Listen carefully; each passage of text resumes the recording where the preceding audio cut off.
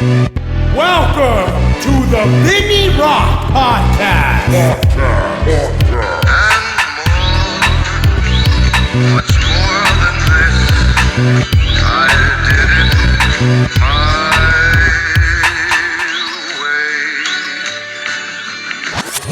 way. You see, you ready? You just got to talk loud. Like, ah! Can you talk that loud? I can try. Test it. Go. Say what? Say, ah! Ah! Hey, what's up, y'all? It's the Vinny Rock Podcast. I got a special guest here. She is incredibly gorgeous. I got my wife here with me in studio, not in studio, in a room, in my sister's house. First, before we get started on the podcast, I want to talk about my sponsors. Core Medical Group. Tell me what you think about Core Medical Group. You're allowed to talk your opinions. It's okay. You can mess up. It's like a radio show, but not so serious. You like the fact that I got on Core Medical Group? Yes, I do. You feel like it's helped a lot? Yes, it has. Yeah, see? Yeah, see? Proof it's in the fucking pudding. My wife said that herself, and she's not forced to say it. She's actually scared to say it. Truth is, we love it. You guys should love it too. Go check out Core Medical Group. Here's the cool thing, man, which kind of goes hand in hand with the podcast that I want to talk about, and is why I invited you to come talk here, babe. Talk a little louder, babe. But we were going through the process of IVF. IVF is, what is IVF? How do you break that down to words? It's, what is it? Do we know? In vitro? In vitro, right? In vitro. Yeah. So in vitro essentially is we're working on having a kid together. If you guys understand our situation, we've already explained millions of times we're a blended family, but we have none together. A lot of people think we do. A lot of people think the kids all look like each other. But truth is, we have none together. And so we went through the process of IVF. And in doing so, just so you guys are aware, you have to contact Core Medical Group so then they can change the regimen that you're on already to make sure that your package is fruitful. So just trying to say it in the most clean and respectful and proper way possible. So you guys make sure if you guys are on TRT, if you guys are with Core Medical Group and you're thinking about having a baby, contact them. They'll change up your normal regimen to something that is more suitable for someone going through IVF treatments. The owner himself has gone through it. I have gone through it, and we have both been successful. So bing, bang, boom, fuck yes. That's Core Medical Group. Check them out. You guys don't forget, they will ship it to you directly to your house, to your front fucking door, anywhere in the United States of America. Hit them up. Get your blood work done. Get your blood work done. Get your blood work done. Boom. Next, Willie Pete's Chocolates. Have you eaten any? No, I haven't. What happened with the Moab? Oh, that one was hot.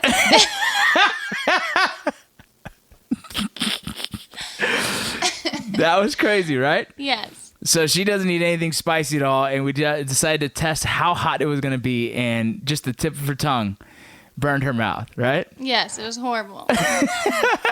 That's cool. Hey, you guys, don't forget, Willie Pete's Chocolates makes chocolates of all different Scoville units, even some that have none at all. It's like a s'mores candy. The kids love that one. That's their favorite, right? It was graham crackers, marshmallows, and just chocolate, right? Something like that. And the kids love it. You guys check them out. They have all kinds of different ranges. If you like spicy foods, if you like chocolate, if you like spicy and sweet together, go hit up fucking Willie Pete's Chocolates. Fuck yeah. Core Medical Group, I already said them. Perseverance Survival. Perseverance Survival. Did you see those little Ranger panties that I got with tiger stripe? Yes. Don't you love those? Yes. No. She hates them. You guys speaking to the mic though, babe. She absolutely hates them, but I love them. They're comfortable. Obviously, I don't wear them in public because I'm not a ranger anymore, so I can't be looking that weird. But I do wear them around the house when appropriate. Or what I want to do is wear them outside so we can tan later. No. What are you going to do in the backyard? No one's going to see us. We're fine. Go check out Perseverance Survival. They got some new Ranger panties out there. They're awesome. They got BDU patterns, multi-cam patterns, digital cam. Honestly, just super proud of what they've been doing. An active duty military personnel. He is kicking ass. Him and his wife are running the company, and they're kicking butt. So you guys check them out. Support them. They're veteran-owned. They're studs, and I love them. Also, don't forget Beyond Clothing. That's something we got to contact Beyond because we're supposed to do some photo shoots with them. Some outdoor expeditionary layered systems. You guys want to go out into the cold? You guys want to go hiking the mountain? You guys want to go climbing Mount Rainier? You guys want to go check out volcanoes? Well, you need to get dressed correctly, and you're going to wear Beyond Clothing. Boom, boom, boom. My wife's looking at me like, what? In a cool, dark room. Boom, boom, That's it with our sponsors today, right? Anything else I can think of? I think that's everything. That's everything. That's everything. But you can think, I mean, look, we also own Leadsinger's Whiskey, which is in many, many different states now, which is growing. Hopefully by the end of the year, we'll be in every single state. 52 states, right? There's 52 of them. I'm just kidding. No. When I was younger, I believed there was 52 states. I swear to you. I don't know why. And so it's funny when I say, I always have to check myself before I say it's 50 states. We have 50 Yes. states. Not 51 for some reason, right? Not Puerto Rico's Not not yet. one? Puerto Rico's not one? No. Not yet. If you guys don't know, my wife is 100% Puerto Rican. So I give her a lot of little shit for that one. Another sponsorship. Well, I mean, not really sponsorship. Another company we own is Warfighter Tobacco. Warfighter. We're going to be going to. We got to figure out those dates. The cigar convention is coming up soon. They gave me the dates, so I'll let you know which of those are. We might have to drive and meet there. I think it's in July. No? I think it's late June. Yeah. So we'll figure that one out. My favorite cigar, hands down, Victory Cigar. A little bit pricey because they are upscaled cigar. But if you're going to be doing some kind of, what do people smoke cigars? People having a baby. They hand out cigars. That's a very good cigar to hand out to. You don't smoke you don't smoke in the baby's face. That's a little fucking crazy. But to celebrate, bachelor parties, guys buy them. Birthday parties, whatever the case, you guys want to celebrate. All of our cigars, I believe, I strongly believe in them. I'm very proud to be an owner of Warfighter Tobacco. But if I'm gonna splurge and get fancy, it's a fucking Victory cigar. And you know what? I haven't smoked a Victory cigar in a while. So tonight, I'm gonna go out. We're going out with Michael Broderick and his wife, and me and Michael are gonna smoke a cigar. Fucking A, here we go. Let's get to the podcast. Hello. Hi. Hello. You gotta speak closer to the microphone, babe. There you go. I mean, Okay. It should touch your lips. Yeah, I know it's uncomfortable. So I brought my wife on here because honestly, I've been getting a lot of messages about they love the diversity of this podcast. I have on guys that talk about all kinds of different things, but the one I always get comments on is when I talk about family. Like these are just true life scenarios and things that are going on.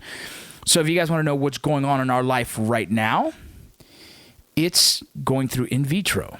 We were going through in vitro for a past month, correct? Yeah. Well, the process, it's been a couple months. Process has been a couple months. And so understanding what you guys got to do or what we had to do, because they check both of our histories, they check what our issue is, and the reason why we had to go through in vitro, we decided to go that route. So then because we didn't want to go try and reverse tubes tied or my vasectomy. And if we reversed it and for some reason it didn't work, well, then we'd have to go through the process. And so we felt what was going to be the least invasive to our bodies that we can continue to maintain our lifestyle, meaning work, taking care of kids and everything else. We thought IVF would be best for us. And as far as everything's turned out, I've been pretty happy with how everything's turned out, correct? Yeah. Yeah. We were fortunate enough to be able to fertilize a few eggs, and what do they call it? When they implant, correct? Yes. So we implanted. Today is 9 days. Yeah. Day 9. So we after the implant. After the implant. So day 9 after the implant. And just so you guys know, if you guys have a vasectomy, okay, that does not mean that your testicles are not producing semen or sperm. What is the proper word for it? Sperm. Sperm. Yes, because semen is like the combination of the two, right? Yeah. The fluids and okay. So it doesn't mean your testicles. don't giggle. Like a kid when I say testicles, she giggles. Doesn't mean your testicles are not producing sperm. And so I was real questioning about this. Like, man, I've had my vasectomy. I had my vasectomy for 9 years, just so you know, 9 years. And being on TRT, I was nervous that maybe I didn't do something right. Either way, I got onto with like I said, Core Medical Group. We upped my HCG levels to make sure that the boys were good, and we went and did the surgery. They went directly into my testicles and removed, or they called extracted, sperm. And so any of you guys that are listening here that have a vasectomy and are thinking about having a baby and thinking about getting a reversal to try and have a kid, I promise you this was the easiest route. If some of you have problems, if the male has problems, there's a guy, Dr. Hoteling is who we use. To Hoteling, right? Or Hoteling, yeah. Hoteling, and that's our, is that our doctor or is that my doctor? That's your doctor. My doctor, right? Yeah. Young dude. He's published I think 100 and something different times in the genre of men's health. So from libido to extraction of sperm from vasectomies, all kinds of men's health. This guy is, dude, he's probably 5 years older than me. He's a young doctor. He's a stud, really cool cat. Really happy that we met him, and then I actually looked him up and we realized that he's one of the top known guys in the United States for this procedure. And so if you guys are having troubles, if you're a male and you're having troubles, hit me up. I'll give you directly his fucking information. He works out of Utah. He also heads out to the East Coast sometimes, but he's not hard to get a hold of, and this guy and him and his partner do spectacular work. And so like I said, they were able to extract sperm, and we were able to continue the process of the IVF treatments.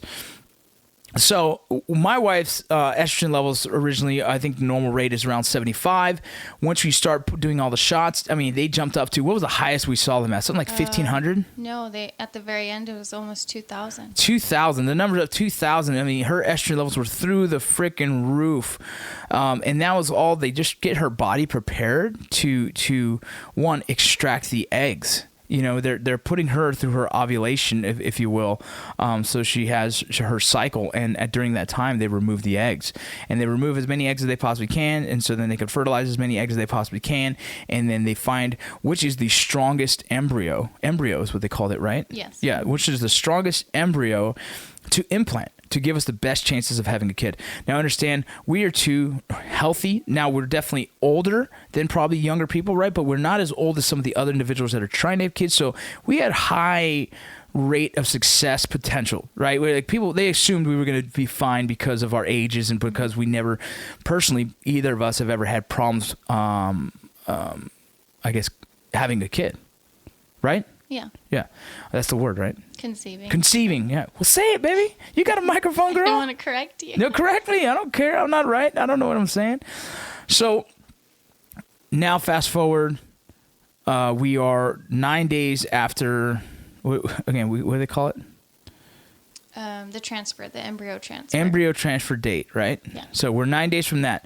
After 5 days, we decided to take a pregnancy test. We're not supposed to, right? We're supposed to wait the full, I think it's 15 days. Yeah, it's 12. 12 days? Okay, we took a pregnancy test that showed a faint line.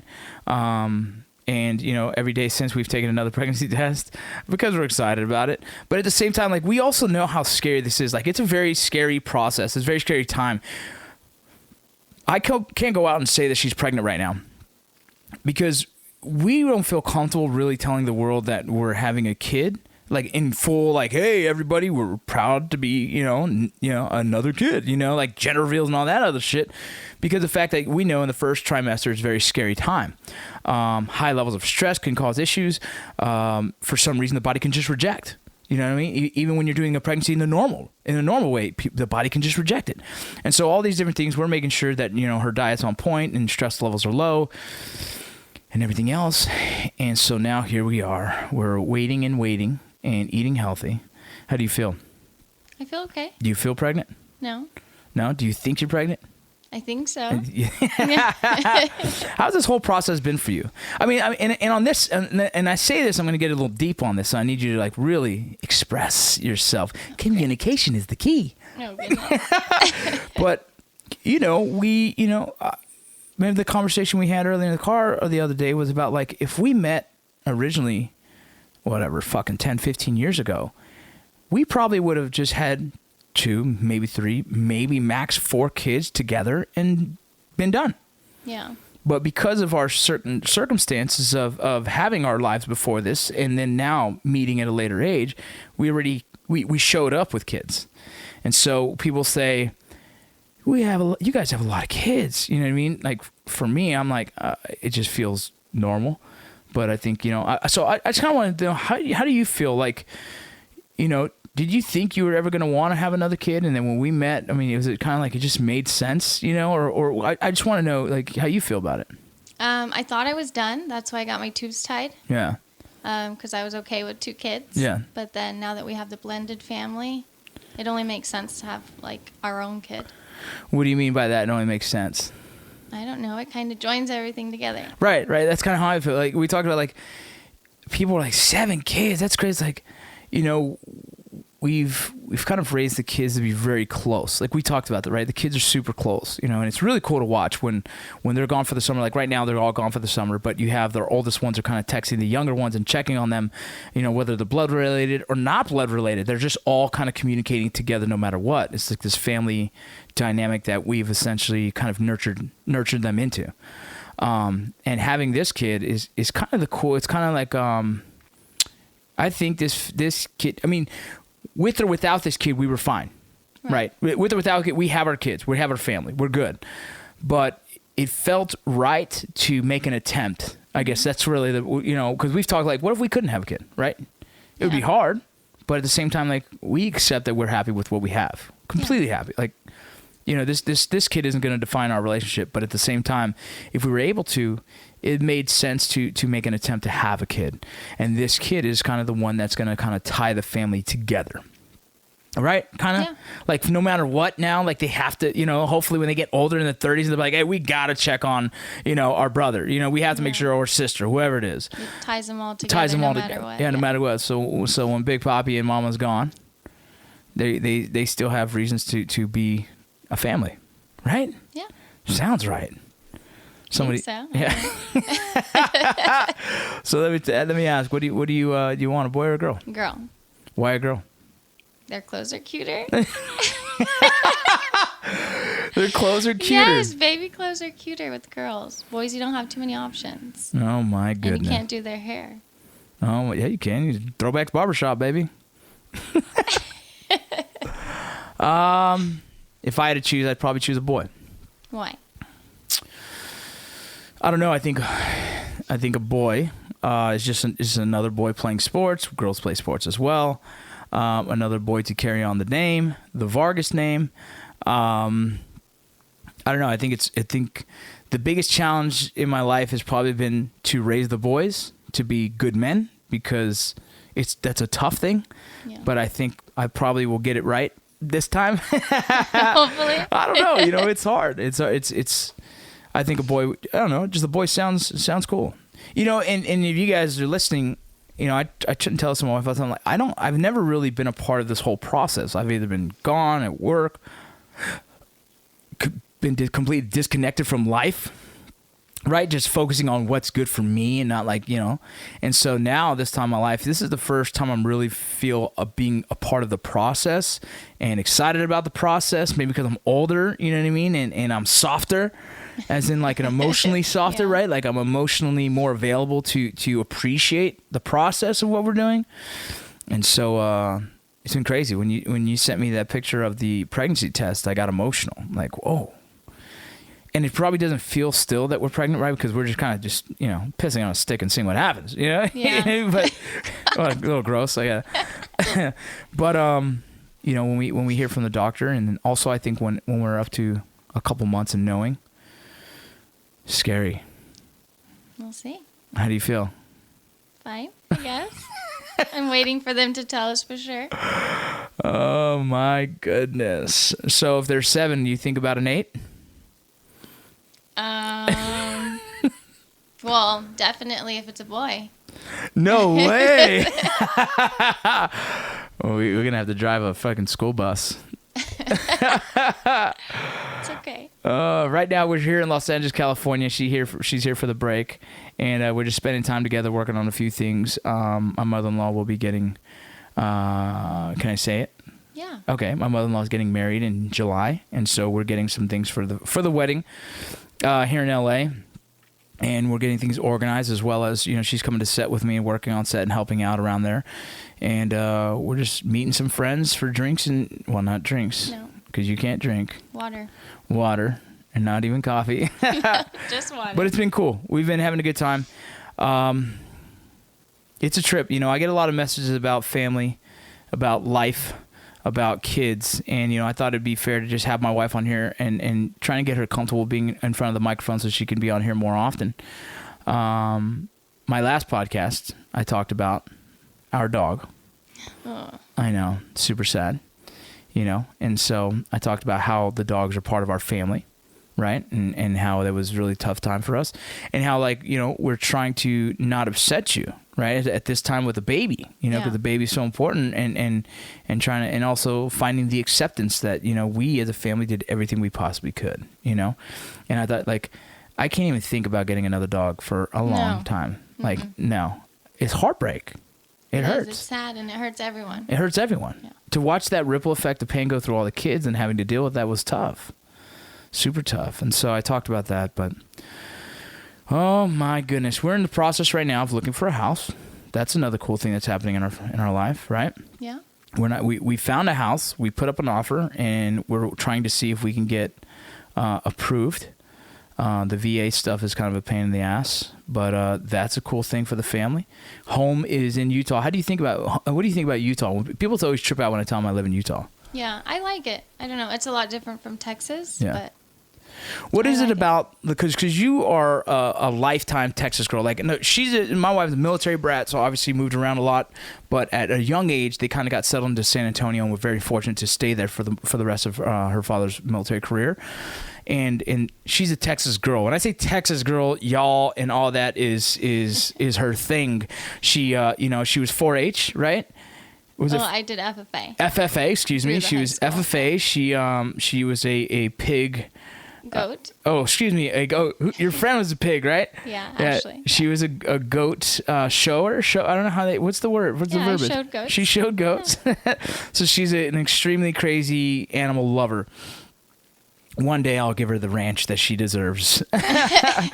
But, so I never thought that she would want to move from Texas. When we met, I kind of assumed that I'd probably, she's going to be close with her family and she wanted to stay there. But eventually, we kind of came to the agreement, let's just move in together. We moved to El Paso. That was home. And then from there, the acting kind of took off for us. It was kind of crazy. So the acting got busy and we decided we can really live anywhere we want. And then we went to go film in Utah, and I think that was it, right? Yeah. What was it about Utah when you first got there? The mountains. And the snow, because it was covered in snow. It's covered in snow, right? It's something we don't get to experience every day. And the mountains are crazy. I remember when you got to El Paso, that was something. We were driving, and she'd look out the window, all the mountains. Yeah, because San Antonio is so flat. Yeah. And I never realized that. Oh, yeah. You got to speak louder and closer to the mic. Sorry. It's okay. But yeah, so Utah's it. And so we got there. It's been good. Utah is that place where I don't want to tell people about because I don't want it to get overcrowded. But I can't deny how I haven't thought twice. You know what I mean? And I asked you before, the checks and balances in the relationship. Hey, are you happy here in Utah? Is everything good? And you've been good. Yeah, no, I love it there. Yeah. Yeah, good sports. Yeah. They have good food. It's actually like a normal city in San Antonio or LA. Yeah, you have pretty much everything there. Everything you ever ask for. There's nothing different. For some reason, I didn't think that, right? I just thought about Utah, it's probably not going to have very big... no, it's a fucking actual city. Yeah, and it's a big city. It's a big city. Yeah. And we're close to, the cool thing is the staycation in Park City, right? Go to Park City and enjoy that. Snowboarding? Goodness. It's fun. Yeah. So you want to do snowboarding again? I'll try it again. Yeah? Yes, with padding. You want to get into skiing instead or what? Probably. Probably. We had a rough snowboarding experience. We did a 3-day lesson, right? Or something like that? 2-day lesson? No, it was just a 1-day. 1-day lesson? We were originally going to do the 3-day. Yeah, and we just couldn't make it. Yeah. Too sore, beat up, and bruised. Yeah. That was a rough one. I skateboarded for a long time, so snowboarding wasn't too difficult, but there's some hard falls, definitely. And then it was Christy's first time really trying it, and it was rough. It was rough on us. It was. The falls hurt. So tell me. Being in a blended family, were you nervous at first? A little bit. Like what? Yeah. To see how the kids are going to take to me. Yeah. That's always hard, right? Yeah. Well, because you want them to be comfortable, and then it's, different for them as it is for someone else coming into the picture. Yeah. No, that's always hard. And then as well with, my 2 kids. Yeah. With the whole situation. Yeah. And so it's always hard. It's always hard. Do you feel I feel like people say, what was it? We were researching this, right? And it said something like it takes somewhere around 7 years for a blended family to get fully. To really like connect. Right. Yeah. I don't agree with it in our sense. I didn't feel like it. I think everyone's pretty connected already. And I so. think they went pretty quick. Yeah. Maybe because they're young. That's probably what it was. Probably maybe because they're young. But it's crazy. So if you guys are listening, some of you might know, some of you might not know, but we have 2 9-year-olds who actually one's 10 now. Mm-hmm. But the 2 9-year-olds, one 10 now, look very similar. And one's a boy and one's a girl. They're 3 months apart. So we call them our twins. And we call them our twins because they're very similar. Like they act the same. They look the same. They're super connected to each other. And so we started calling them twins because I think people just started identifying like, oh, are they twins? We're like, yeah, Mm-hmm. And it's a cool dynamic where when that happened, we were like, man, this family's really tight. But then our kids all kind of look similar, and so it made things even more interesting because people just assumed they were all our kids. Yeah, you can't tell. Yeah, who's who's. Yeah, who's who's, and so it's 3. We have 3 boys, 3 girls. The oldest 4 are mine, and the younger 2 are Christy's. And but if you look at them in a family picture, you'll never pick that out, which is cool. I think it's fucking kind of a testament that it made sense. I think I don't know. I agree, and I think it makes it easier for them. Yeah, it makes it easier for them too, right? Just to feel more connected. Look the same. Yeah, it's hard to pick them apart. Starla's got my tan though, But they say she looks like me. So tell me when my style of raising kids is stern. Yes. Yes. Is it over the top? Maybe in some places. Sometimes. Maybe in some places. But you're kind of the balance to that, right? Would you say?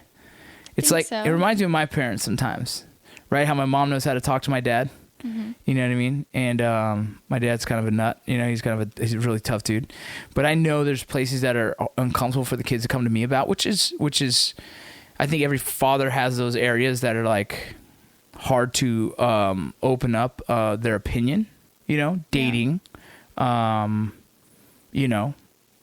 what's appropriate for females to dress, things like that. You know what I mean? And I think you understand the same. Like we're on the same page with 90% of that stuff, but then there's some things that I'm like belly button piercing, right? We're talking about that one, right? And I'm like, why? Like, why the fuck would Belle need one? You know what I mean? Like that makes no fucking sense. And you're like, well, it doesn't bother me. And so when you say it doesn't bother you, I'm like, well, shit. Why? Well, am I being too hard or what? What do you think? I don't know. I think she's your oldest daughter, so it's going to be hard. Yeah. But I was 16 when I got mine, so. It's a lot of 16-year-olds get them at 16, right? Yeah. That's usually about the age. Is there some issues that you can be worried about with that? I thought there was like issues. Can a belly button piercing become an infection and now you can't have kids? No. It can become an infection and your body can reject it. But all it's going to do is close up. I don't know why. It just depends on how she takes care of it. Her old freaking belly's gonna fall off. But do you feel like my parenting style was similar to maybe your dad's? Yeah, I think so. It's just the military, I think. Yeah. Do you think that made things a little bit more comfortable in how we raise our kids? It's very similar. Yeah. That's an important one. I think there's a lot of families that probably argue about how do you, what do you say, I guess, discipline your kids and things like that, and we kind of see eye to eye pretty much on most of that. We had some difficulties with the wrestling thing and Star, right? Because it's hard to know when to tell your kid it's okay to quit something or not. And I was fighting with that, and you were siding with her, and it doesn't offend me. It was just like I just really believed in what I believed, right? Yeah. Exactly. I think it offended you a little bit. I'm not offended. I just feel like, the fight space, the sports space. I'm sweating over here for you guys. You guys can't see this. You stressed out? I'm a little stressed out, but no. I mean, I feel like I really believed. I understood what she was going through, and it wasn't she wanted to quit because of any other reason of the fact that she had a tough loss. That's what I think, and knowing that world of it, I feel like I knew it on a more personal level than you did. Not saying that, you've had your losses in sports and in cheer and all this stuff, but when it comes to like that one-on-one competition, I felt like I understood it more, and I needed her to fight through that. Now she's talking about not wrestling again, right? Yeah. Yeah. Why? This is time number 3 because you don't let her quit. Well, what does she want to do instead? I think she said softball. Softball. Just so you guys She know, wants to do first year. softball year round. It was her first year softball. She had 0 hits. She had plenty of errors. She's very new to the game. and just so everyone knows where my side of this comes from, so I feel like I'm at least defending myself. She is terrible at softball. That doesn't mean she can't get better, right? Right, I mean, yeah. no, I'm being honest. Yeah. She's terrible at softball, but she loves it. Cool. That's a good thing for parents. That you love it. That's good. We can always work on her getting better. So that doesn't bother me. Baseball's a hard sport. Softball's a hard sport. But she's ranked in the state of Utah in wrestling. She's probably going to be ranked top 5 this year. Yeah, probably. Yeah. You admit that. She had, yes. Yes. Yeah, she was 8 last year. Yeah, so last year and this year she had to have gone up. probably 3 times more pins. Yeah.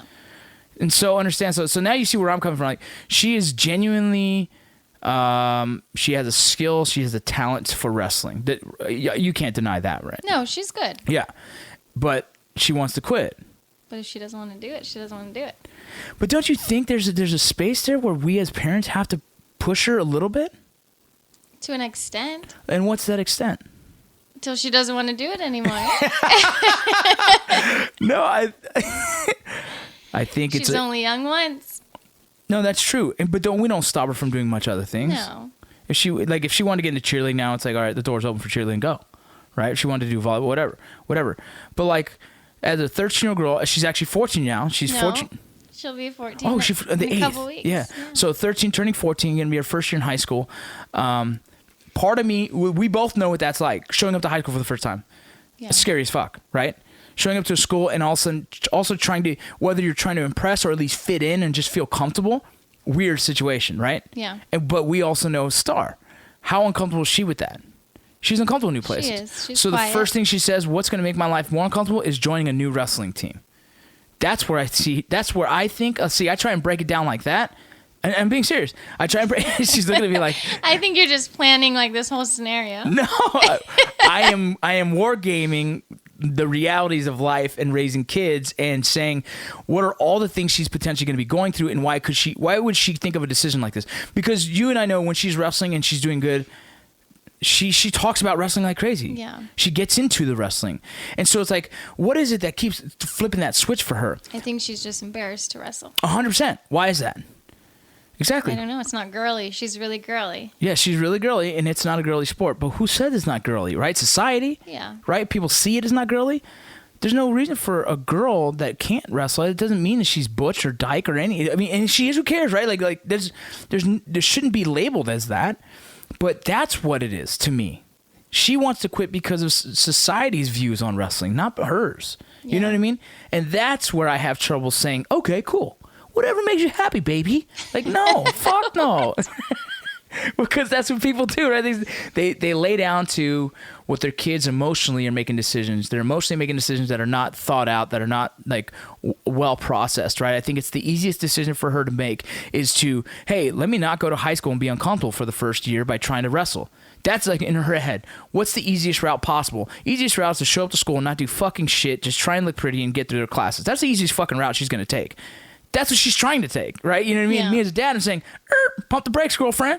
You know what I mean? Why take the easiest fucking route when you should challenge yourself? Why not try and be a wrestler? Why not go out there and fucking show them how good you are at wrestling? She's going to have a really good fucking first season because she's good at wrestling. You know what I mean? Yeah. But she will never get to that if us as parents just say, all right, cool, you can quit. And that's my head is like, now there's a balance there.